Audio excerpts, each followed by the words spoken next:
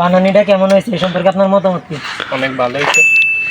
আচ্ছা ঠিক আছে। আচ্ছা, যে আমরা বানানি বানাইছি সবাই মিলে, এটা কেমন হয়েছে আপনার মতামতটা একটু বলে যান। আসসালামু আলাইকুম, welcome to my Tanvir official blog video. আমরা আমাদের বাড়ির কয়েকজন মিলে প্ল্যান করলাম যে সবাই মিলে আমরাও কামরাঙ্গা দিয়ে ভর্তা বানানি খাবো। তাই আমরা সবাই মিলে বের হয়ে পড়লাম কামরাঙ্গা আমরাও কলাত্থর গাছ থেকে পারার জন্য। আর নিজ বাড়ি পোলাফান্ডা মিলে কামরাঙ্গা আমরা পেয়ারা দিয়ে সুন্দরভাবে ভর্তা বানিয়ে খাওয়ার মজাটাই অন্যরকম। তাই তো আজকের এই ভিডিওতে ভর্তা বানানোর সকল পর্ব আপনাদের সামনে তুলে ধরবো, সাথেই থাকুন। আর ভিডিওটি ভালো লাগলে শেয়ার দিয়ে পাশে থাকবেন। আর এই ভিডিওটি দেখার পর আপনাদেরও মনে পড়বে সেই পুরোনো দিনের কথা। লম্বা একটা টোড়া দিয়ে আমরা ফারার পর আমার লগের একজন কামরাঙ্গা গাছের আগে উঠে পড়লো কামরাঙ্গা ফারার জন্য। তো কামরাঙ্গা ফারা শেষ করে আমরা এখন যাচ্ছি কলাত্থর ফারার জন্য। আর কলা গাছের নিচে আসার পর মনে হলো হাত দিয়ে কলাত্থর লাগাল ফামো, কিন্তু না, অনেকক্ষণ লাফালাফিও চেষ্টা করলাম তাও লাগাল ফেলাম না। কিন্তু যেমনি হোক আজকে আমরা এখান থেকে থুর ফিরে নেওয়া লাগবে। তো অবশেষে আমার কান্দের মধ্যে একজনকে উঠিয়ে দিলাম এই কলাত্থর পারার জন্য। আর ওই দিক দিয়ে ওরে কান্দে উঠানোর পর মনে হলো আস্ত একটা হাতি কান্দের উপর উঠাইছে, এত ওজন, পুরা দম বন্ধ হয়ে যাইতেছে এমন এক অবস্থা। আমার পেটের ভেতর থেকে গলা পর্যন্ত নিঃশ্বাস টানে আনতে পারি না তার শরীরের ওজনে। কিন্তু দেখতে দেখা যায় কত ছোট্টখাটো একটা মানুষ। তো সবকিছু পারা শেষ করে আমরা সবাই এখন সুন্দর একটা আস্তানার মধ্যে চলে যাই।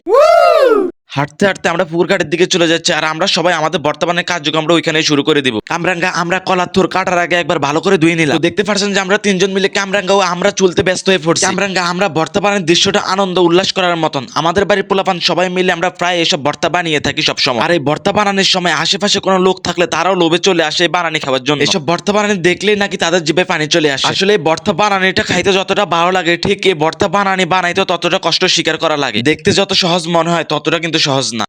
তো দেখতে পাচ্ছেন আমরা কত কষ্ট করে সবকিছু তৈরি করতেছি, আর সে কিভাবে স্বাধীনভাবে ওয়ালের উপর উঠে বসে বসে আরাম করতেছে। আর একটু মায়া দয়াও লাগতেছে না আমরা যত কষ্ট করে ভর্তা বানাইতেছি। সব কামরাঙ্গাও আমরা চুলানি শেষ করে পানি থেকে দুই এগুলো সিঁড়ির উপর রাখতে না রাখতে লবণ মরিচ দিয়ে কুদ্দুর কুদ্দুর লাগে খাওয়া শুরু করে দিচ্ছে। দেখতেছেন কিভাবে মাথা কান লুকিয়ে লুকিয়ে খাইতেছে। এই আরেকজন দেখুন কিভাবে আবাইত্তার মতন করে তাড়াতাড়ি খাইতেছে, মনে হয় 7 দিন ধরে কিছু খায় না। এখনো বানানি শুরু করে নাই, কিন্তু তারা এখন প্লেট থেকে কুদ্দুর কুদ্দুর করে নিয়ে খাওয়া শুরু করে দিছে। কাঁচা কামরাঙ্গা ও আমরা চিকন কইরা কিসা হইয়া গেছে। এখন শুধু এগুলোর উপর পরিমাণ মতো লবণ মরিচ আচার চিনি দিয়া ছোয়া দিলে ভর্তা হইয়া যাইবো। আর যারা যারা ছোটবেলায় এসব ভর্তা বানানি খাইছেন তারা কমেন্ট বক্সে বলে যাবে। অবশেষে আমাদের ভর্তা বানানিটা সফল হলো। তো মোটামুটি আমাদের ভর্তা বানানির মধ্যে জাল হয়েছে। তো দেখুন সে জাল সহ্য করতে না পারে কি করতেছে।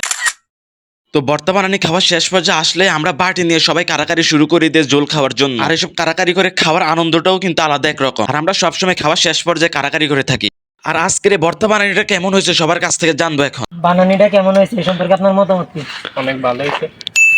আচ্ছা ঠিক আছে। আচ্ছা, যে আমরা বানানি বানাইছি সবাই মিলে, এটা কেমন হয়েছে আপনার মতামতটা একটু বলে যান। বানানিটা অনেক ভালো হয়েছে, কিন্তু পানটা একটু লবণ বেশি দিয়ে দিছে। তো অবশেষে কারাকারি করে প্লেটটা আমিয়ে ফেলাম ভাগে। ভিডিওটি ভালো লাগলে সবাই চ্যানেলটি ফলো দিয়ে সাথে থাকবে।